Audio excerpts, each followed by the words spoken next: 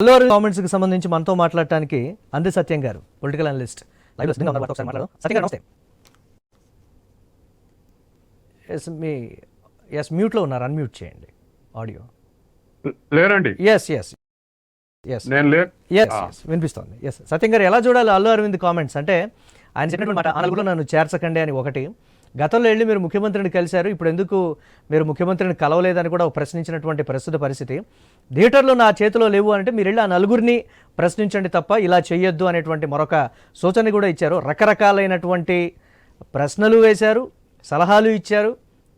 వారు చేసినటువంటి విమర్శలు కూడా అనే రకాలైనటువంటి భావనలు దాంట్లో ఉన్నటువంటి పరిస్థితి. మీరు ఎలా చూస్తారు దీన్ని? అల్లు అరవింద్ గారు మాట్లాడిన దాంట్లో రెండు భాగాలుగా విభజించవచ్చు. ఒకటి వివరణ, రెండోది సపోర్టింగ్ గా మాట్లాడటం. అవును. వివరణ విషయానికి వస్తే వాస్తవానికి గత 10 ఏళ్లుగా జనరల్ గా మీడియాలో వచ్చేటువంటి వార్తల్ని బట్టి చిరంజీవికి అల్లు అరవింద్కు కార్డియల్ రిలేషన్స్ ఉన్నప్పటికీ పవన్ కళ్యాణ్కు అల్లు అరవింద్కు అంత కార్డియల్ రిలేషన్స్ లేవు అని ఒక దశాబ్ద కాలంగా అప్పుడప్పుడు మీడియాలో మనం చూస్తా ఉన్నాం. తర్వాత రెండవ విషయం, అల్లు అర్జున్ ఎదిగిన తర్వాత కొంత చిరంజీవి కుటుంబానికి అల్లు అరవింద్ కుటుంబానికి కొంత ఎడమ పెరిగింది అనేటువంటిది మరొక అంచనా. తర్వాత మూడవది, ఆ మధ్య ఏదో ఒక సినిమా ఫంక్షన్లో దిల్ రాజు తీసినటువంటి సినిమాల్లో ఒకటి పోయింది ఒకటి ఆడిందంటే, పోయిందన్నది చరణ్ నటించినటువంటి సినిమా పోయిందని అరవింద్ అన్నాడు అని చెప్పేసి పెద్ద ఎత్తున గొడవ అయింది. ఆ గొడవలో అల్లు అరవింద్ ఇచ్చినటువంటి వివరణ ఏమిటంటే, రామ్ చరణ్ నాకు ఒక్కటే మేనలుడు, రామ్ చరణ్ కూడా నేను ఒక్కనే మేనమామ, నేనెందుకు అట్లా అంట, అది ఏదో దిల్ రాజు గురించి చెప్పేది తప్ప ఇది కాదని చెప్పేసి వివరణ ఇవ్వాల్సి వచ్చింది. ఏదేమైనా కొంత కార్డియాలిటీ తగ్గింది అనేటువంటిది మనకు ఒక అంచనా ఉంది. ఇప్పుడు పవన్ కళ్యాణ్ సినిమా విడుదల ముందు థియేటర్లు బంద్ చేస్తామనేసరికి దరిదాపు 1500 థియేటర్లు 4 కుటుంబాల చేతులు ఉంటున్నాయని గత 10 ఏళ్లకు విమర్శ ఉంది. దాసరి నారాయణరావు బతికున్నంత కాసం దీని మీద పోరాటం చేసిండు. చిన్న నిర్మాతలకు, చిన్న సినిమాలకు థియేటర్లు దొరకట్లేదు, వాళ్ళని బతకనివ్వడం లేదని చెప్పేసి వాళ్ళ తరఫున బాగా కొట్లాడిండు. కానీ దాన్ని వికేంద్రీకరణ చేయడంలో దాసరి నారాయణరావు కూడా తన లైఫ్ టైంలో చేయలేకపోయిండు. చిన్న సినిమాలకు, చిన్న నిర్మాతలకు కూడా ఆడించుకునే అవకాశం ఇవ్వాలనేటువంటి విషయంలో విజయం సాధించలేకపోయాడు దాసరి నారాయణరావు. కాబట్టి 4 కుటుంబాల చేతుల్నే లీజుకు తీసుకొని థియేటర్లు చేతులు పెట్టుకొని వాళ్ళ ఇష్టానుసారం వ్యవహరిస్తున్నటువంటి విమర్శ మొదటి నుంచి ఉంది. ఇప్పుడు థియేటర్లు బంద్ చేస్తామనే వరకల్లా సహజంగా 10 ఏళ్ల నుంచి ఉన్నటువంటి నానుడి ప్రకారం ఆ నలుగురు అని చెప్పేసి మీడియాలు రావటం మొదలుపెట్టారు. దీంతో ఇవాళ పవన్ కళ్యాణ్ సినిమాకు థియేటర్లు దొరకకుండా చేయటంలో మిగతా ముగ్గురితో పాటు అరవింద్ది కూడా పాత్ర ఉందని అనుకునే అవకాశం ఉంది. దాంతో ఇవాళ ప్రెస్ మీట్ లో వివరణ ఇచ్చాడు, నా చేతుల్లో అసలు థియేటర్లు లేవు, 15 ఉన్నాయి, ఆ 15 కూడా వచ్చే ఫస్ట్ అయిపోతాయి, కాబట్టి నా థియేటర్లు లేవు, బంద్ చేసే దాంట్లో నేను పాత్రధారిని కాదు అని చెప్పేసి వివరణ. ఇంతవరకు అది వివరణ. ఇక సపోర్టింగ్ గా మాట్లాడింది ఏమిటి అంటే, నిజమే మరి ఆ గతంలో జగన్ కలిశారు 2 ఏళ్ల కింద పోయి ఛాంబర్ అంతా, మరి చంద్రబాబు నాయుడు కూడా కలవాల్సి ఉండే. తర్వాత పవన్ కళ్యాణ్ దగ్గరికి పోయినప్పుడు కూడా సలహా ఇచ్చాడు సీఎంని కలిశారని, కానీ ఇక పెద్ద పనేం లేదని చెప్పేసి కలవలేదు. కానీ అది తప్పు, మేము చేసింది తప్పు, కలవాల్సి ఉండే. పని ఉన్నప్పుడే కలిస్తే అది ఎబ్బెట్టి కొట్టది, ఉన్నా లేకున్నా గౌరవంగా కొత్త అధికారం వచ్చినప్పుడు, ప్రభుత్వం వచ్చినప్పుడు మర్యాద కోసమైనా కలవాలి, అది తప్పు జరిగింది, కలవాల్సి ఉండే అనేటువంటిది రెండోది. పవన్ కళ్యాణ్కు సపోర్టింగ్ గా మాట్లాడుతున్నాడు. తర్వాత రెండోది, ఈ వీరమల్లు సినిమా విడుదల ముందే థియేటర్లు బంద్ చేస్తామంటే అపార్థం చేసుకునేటువంటి అవకాశం ఉంది. తర్వాత ఆ థియేటర్లు బంద్ చేస్తాం అనేటువంటి దాన్ని ఒకేసారి అనకుండా అనేక రకాలుగా ప్రయత్నాలు చేసి ఆఖరి ఆలోచన చేయాలి తప్ప వెంటనే బంద్ చేస్తాం అనేటువంటిది అనుకుంటూ ఉండాల్సి ఉండే. ఏదేమైనా అటువంటి బంద్ చేస్తామనేటువంటి మీటింగులకు, చర్చలకు నేను పోలేదు, నేను దూరంగా ఉందని చెప్పేసి సపోర్టింగ్ గా ఓ మాట మాట్లాడుతున్నాడు. కాబట్టి అల్లు అరవింద్ మాట్లాడిందంటే 2 రకాలుగా ఉండదు. ఒకటి వివరణ, అది నా పాత్ర లేదు థియేటర్లు బంద్ చేస్తానికి చేసినటువంటి ప్రయత్నంలో అనేటువంటిది ఒక వివరణ. సపోర్టింగ్ గా ఖచ్చితంగా పవన్ కళ్యాణ్ అనేది కరెక్టే, ఆ పనులని మనం చేయాల్సి ఉంటుంది అనేది రెండోది సపోర్టింగ్ గా మాట్లాడాడు. రైట్. ఎస్ సత్యం గారు, అల్లు అరవింద్ చేసినటువంటి కామెంట్స్ తప్పించుకునే విధంగా ఉన్నాయి తప్ప ఒక ఇండస్ట్రీకి సంబంధించినటువంటి పెద్ద మాట్లాడినట్టుగా లేదు అనేటువంటి రకరకాల విమర్శలు కూడా వస్తున్నాయి. ఆ కోణంలో చూడొచ్చు అంటారా? ఎస్, బాధ్యత తీసుకోవాలి అటువంటి పెద్దలు.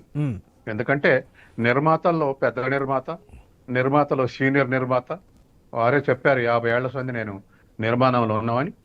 అటువంటప్పుడు నిర్మాతగా సీనియర్ నిర్మాతగా పెద్దగా ఖచ్చితంగా బాధ్యత తీసుకొని మిగతా వాళ్ళ గురించి కూడా మాట్లాడాలి. ఎందుకంటే థియేటర్లు బంద్ చేయాల్సినటువంటి పరిస్థితి ఎందుకు వచ్చింది అన్నప్పుడు వాళ్ళు నష్టాలు సింగిల్ థియేటర్ ఉన్నటువంటి కాంప్లెక్స్లు కాకుండా మల్టీప్లెక్స్లు కాకుండా మిగతా వాళ్ళందరూ నష్టాలు ఉన్నారు. కానీ వాళ్ళ దాంట్లో నుంచి బయటపడటానికి చర్చలు జరపాలి.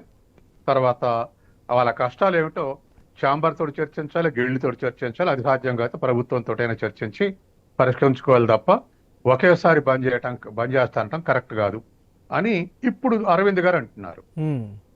కానీ గత 15 రోజులుగా చర్చలు జరిపినప్పుడు అరవింద్ గారు అన్నటువంటి అభిప్రాయం ఏందో తెలవాలి. ఎందుకంటే వాళ్ళు బంద్ చేస్తామన్నప్పుడు బంద్ చేయడానికి వీలు లేదని స్టేట్మెంట్ ఇవ్వాలి కదా. మరి అటువంటి స్టేట్మెంట్ ఏం లేదు. అట్లాగే తను ఛాంబర్ తరపున కానీ థియేటర్ల తరపున ఎట్లాగో నా దగ్గర 15 థియేటర్లే ఉన్నాయి అంటుండు. కాబట్టి కనీసం ఛాంబర్ తరపున బాధ్యత వహించి ఒక కార్డియాలిటీ తీసుకురావాల్సినటువంటి సంబంధాలు పునరుద్ధరించాల్సినటువంటి అవసరం ఉంది.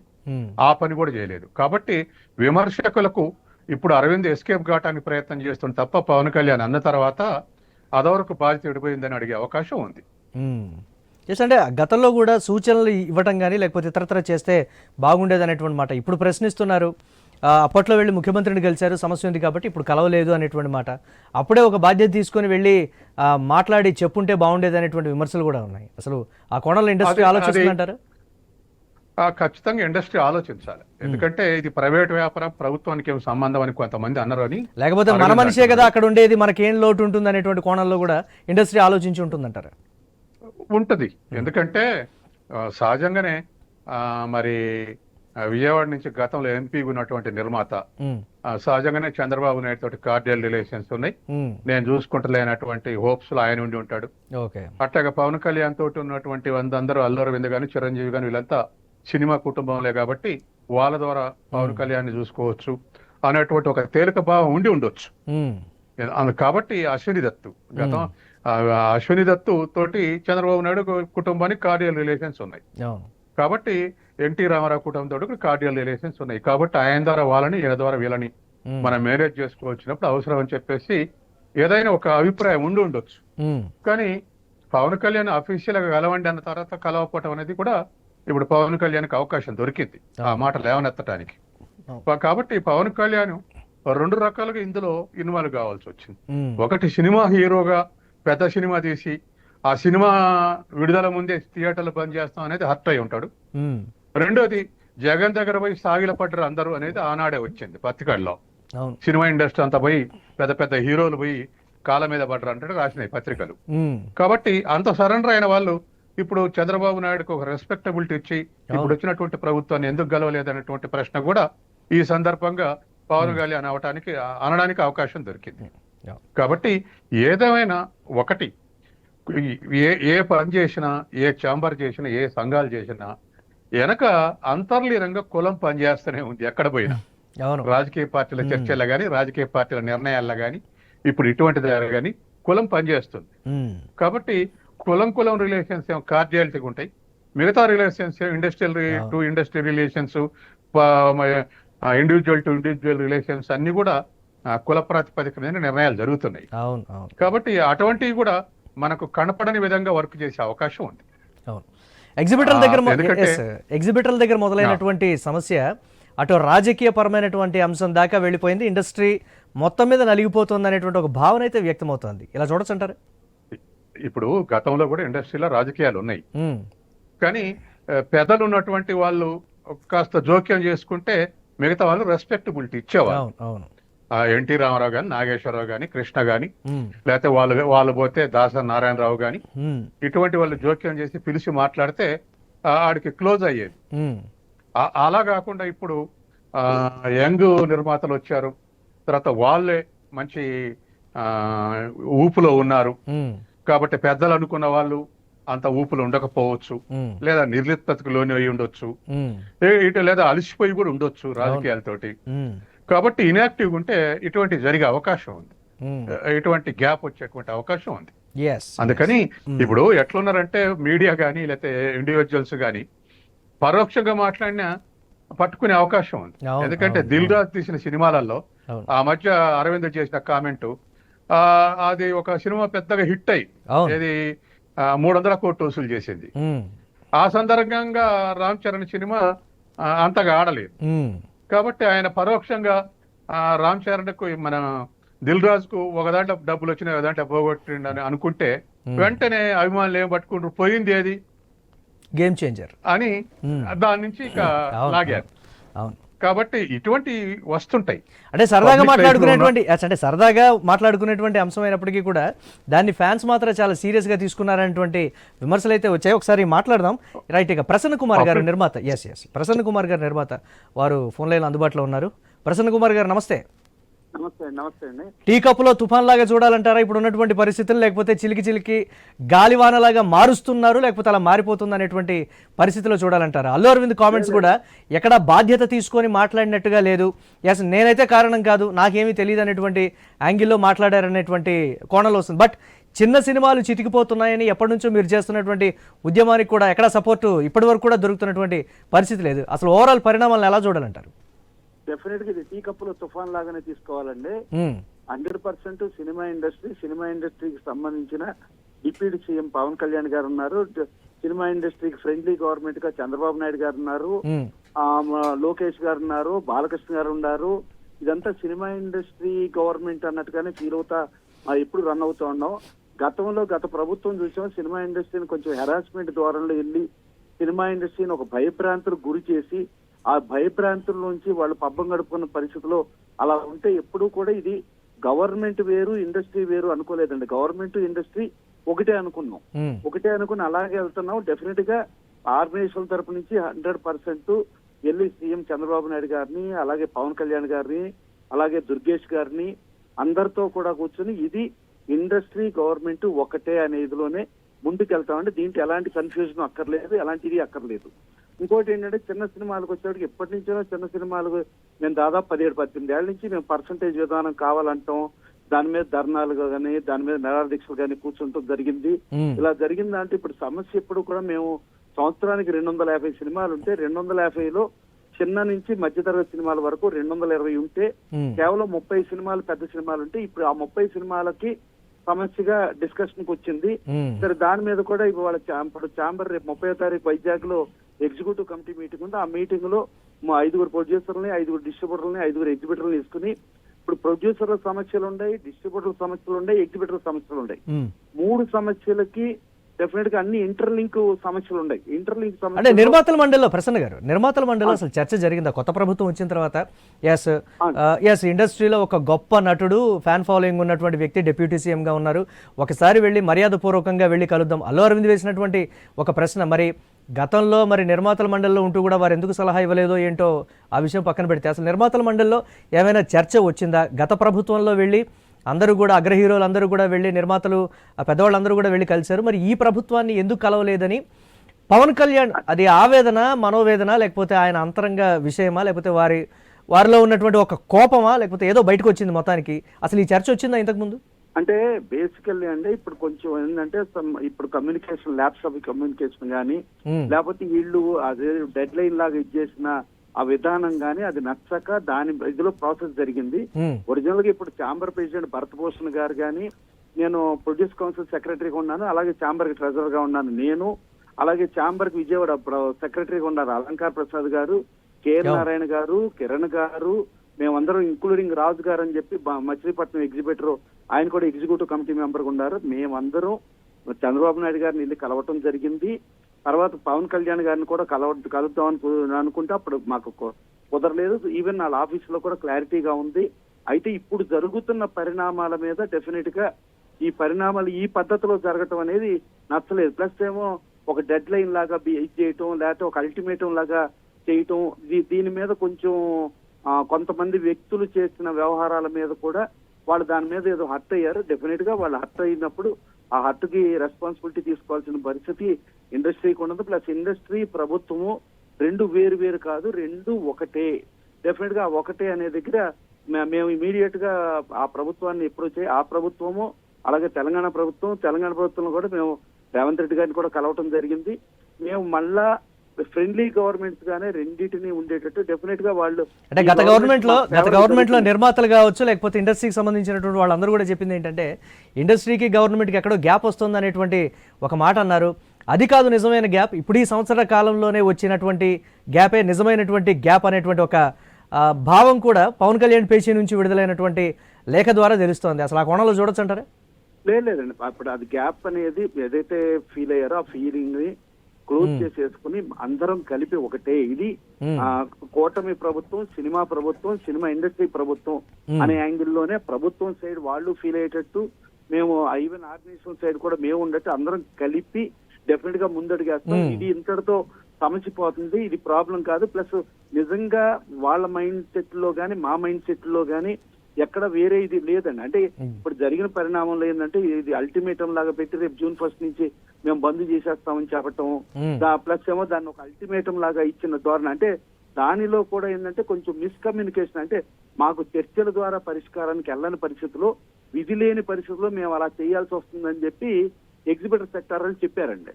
అంతేగాని అది మేము అల్టిమేటం ఇవ్వలేదు, మేము బంద్ అని పూర్తి స్థాయిలో చెప్పలేదు అనేది వాళ్ళు ఆ ఇంటర్నల్ జరిగిన మీటింగ్ లో చెప్పారు. సో చెప్పారు కాబట్టి ఇప్పుడు ఆ సెక్షన్ ఇది లేదు. ప్లస్ దీని మీద ఆల్రెడీ డ్రైవ్ కూడా నడుపుతూ సమస్యలు చాలా ఉన్నాయండి. నిర్మాతలు అయ్యి చాలా సమస్యలు ఉన్నాయి. అసలు చిన్న ప్రొడ్యూసర్స్ అయితే చాలా హారిబుల్ గా ఉంది. అంటే ఫైనల్ గా ప్రభుత్వాన్ని ప్రసన్నం చేసుకోవడం కావచ్చు, లేకపోతే కలవటానికి సంబంధించి కావచ్చు, ఒక గ్యాప్ అనేది పూడ్చేటువంటి దిశగా ఏమైనా నిర్మాతల మండలి ఆలోచిస్తోందా, లేకపోతే ఒక కన్ఫర్మేషన్?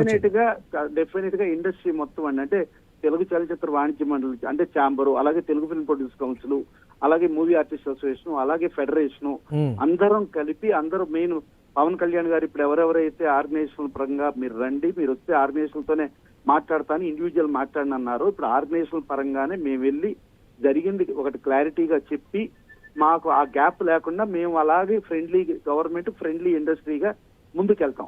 ఇంకోటి ఏంటంటే మీకు ఇంకోటి తెలియపరచాల్సిందంటే ముందు చిన్న నిర్మాతల సమస్యల్లోకి వచ్చేటప్పటికి మొన్న వేవ్స్ మీటింగ్ జరిగిందండి వరంగల్, ఇది మన ముంబైలో. వేవ్స్ మీటింగ్ జరిగినప్పుడు షారుఖ్ ఖాన్ గారు ప్రాఫిట్ రేషియోలో తీసుకున్నారండి. ఆయన రెమ్యూనరేషన్ తీసుకోవట్లేదు సినిమాకి, వచ్చిన ప్రాఫిట్ లో ఆయన పర్సంటేజ్ తీసుకుంటుంటే మొన్న పఠాన్ సినిమాకి ఆయనకి more than 200 crores పైన ఆయనకి రెమ్యూనరేషన్ లాగా వచ్చిందండి షేర్ లో, ప్రాఫిట్ షేర్ లో. సో అట్లాగే జవాన్కి more than 250 crores పైన వచ్చిందండి ఆయనకి. ఆయన ఇవాళ ఇండియాలో హైయెస్ట్ పెయిడ్ ఆర్టిస్ట్. మరో సినిమాకి కూడా 20 కోట్ల రూపాయలు వచ్చాయని కూడా బాహాటంగా చెప్పారు ఆయన. తప్పు లేదండి, తప్పు లేదు. అంటే లాస్ వస్తే లాస్ కి తక్కువ 20 కోట్లు కూడా కాదండి. ఆ దిశగా హీరోలు ఆలోచిస్తే బడ్జెట్ కూడా కొంచెం కంట్రోల్లో ఉంటుంది అనేటువంటి మాట కూడా వినిపిస్తోంది ప్రసన్న గారు. ఇండియాలో హైయెస్ట్ పెయిడ్ ఆర్టిస్ట్ గా Shahrukh Khan, highest paid artist గా Deepika Padukone, top most producer గా కరణ్ జోహార్ ప్లస్ డైరెక్టర్, ఈ ముగ్గురు కూర్చుని సినిమా ఇండస్ట్రీని బతికించుకోవాలంటే ఒక సింగిల్ స్క్రీన్ లో 100 రూపాయల మించి టికెట్ ఉండకూడదు. మధ్య తరగతి ఆ దిశగా ఆలోచిస్తే నిజంగా ఇండస్ట్రీ బ్రతుకుతుంది, ప్రజలకు కూడా అందుబాటు ధరలో వినోదం అందుతుంది అనేటువంటి భావన అయితే ఉంది. థ్యాంక్ యూ ప్రసన్న గారు. Common man entertainment, common man entertainment ఉండాలి. ముందు నుంచి దాని గురించే చర్చ జరుగుతోంది ఎప్పటి నుంచో కూడా. రైట్, థ్యాంక్ యూ ప్రసన్న గారు. సో అది సత్యం గారు. సో ఫైనల్ గా ఉండబోతున్నటువంటి ప్లీజ్ చెప్పండి. మన ప్రసన్న కుమార్ గారు చెప్పినట్టుగా అందులో ఉన్నటువంటి అన్ని ఫెడరేషన్స్ కూడా కలిపి ఒక కార్డియల్ సీన్ క్రియేట్ చేయడం అవసరం.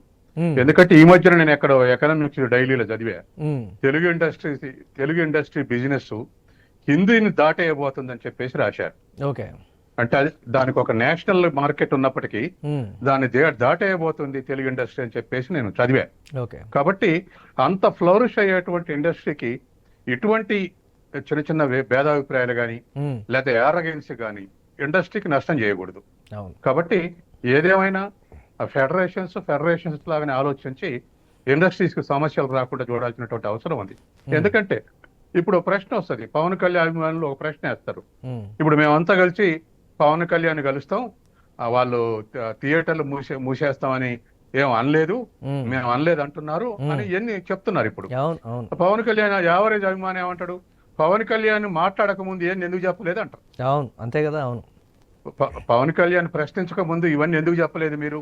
ఇప్పుడు ఆయన స్పందించిన తర్వాత అయినా సరే ఆయన పేషీ నుంచి లేఖ, ఎస్ సత్యం గారు, ఆయన పేషీ నుంచి లేఖ వచ్చింది, లేఖ వచ్చిన తర్వాత వెళ్ళి కలిసినా గానీ ఎక్కడో నేను స్పందించిన తర్వాత మాత్రమే వీళ్ళందరూ నా దగ్గరకు వచ్చారు అని అంటే నా మీద నమ్మకం లేదా, లేకపోతే నేనంటే చులకన భావమా, లేకపోతే ఇండస్ట్రీ ఏం ఆలోచిస్తుంది నా గురించి, నేను పెద్దగా పట్టించుకోవట్లేదు అనేటువంటి ఒక భావంలో ఉందనే ఒక కోణం కూడా ఆయనలో ఉందనేటువంటి మాట సహచరులు అయితే చెప్తూ ఉన్నారు. తర్వాత ఆయన డబ్బుల గురించి కాదు, డబ్బుల గురించి అవును ఆలోచించడం. అవును అవును అవును సినిమా ఆడకపోతే ఇమేజ్ తగ్గిపోతుంది. అవును అవును అవును ఆయన ఇమేజ్ తగ్గిపోతుంది. ఇప్పుడు టాప్ స్లాట్ లో ఉన్నాడు, అవును, 3-4 హీరోలు టాప్ స్లాట్ లో ఉన్నాడు, అవును అందులో పవన్ కళ్యాణ్ కూడా టాప్ స్లాట్ లో అవును ఉన్నాడు. అవును అవును ఇప్పుడు ఆడకపోతే, థియేటర్లు ఇవ్వకపోతే డిస్టర్బెన్స్ వస్తే అది ఖచ్చితంగా ఆయన కెరియర్ మీద, పొలిటికల్ కెరియర్ మీద ప్రభావం చూపెడతారు. అవునవును, అందుకే ఆయన అంత రియాక్ట్ అయ్యారు. చూద్దాం నిజంగా ఎలాంటి పరిణామాలు ఉంటాయి ఏంటి అనేది. ఇది టీ కప్లో తుఫాన్ అని ప్రసన్న కుమార్ గారు చెప్పినట్లుగా అలానే ఉంటుందా, లేకపోతే కొంచెం లాంగ్ రన్ లో ఉంటుందా అనేది కూడా చూద్దాం. రైట్, థ్యాంక్ యూ అంది సత్యం గారు, ప్రసన్న కుమార్ గారు స్పందించినందుకు. ఇవి ఇప్పటి వరకు ఉన్న అప్డేట్స్. Keep watching.